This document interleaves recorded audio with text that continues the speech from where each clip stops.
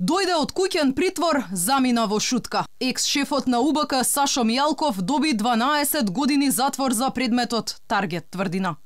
Согласно член 47 од КЗ, во изречената казна затвор на обвинетиот Сашо Мијалков му се засметува и времето поминато во притвор сметано од 20.11.2018 година до 1.12.2018 година и времето поминато во куќен притвор сметано од 23.2.2021 година па натаму. Обвинителството побара мерката домашен притвор да му биде заменета со ефективен поради можноста за бегство. Е добро ситуиран, поседува приватни бизнеси, членовите на неговото семејство исто така поседуваат приватни бизнеси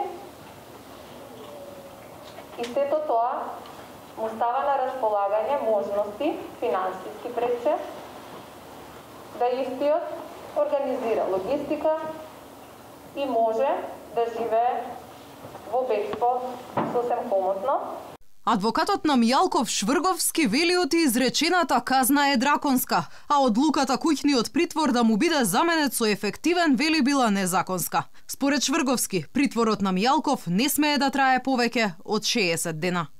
Законодавецот определил дека во случај кога се определува мера од тие основи за кривични дела каде што е предвиден обвинителен предлог, дека казната може да трае до правосудноста на пресудата, но најдолго 60 дена по изрекување. Тоа значи на 26 април Сашо Мијалков е слободен. Максимално да, може да биде во притвор 60 дена.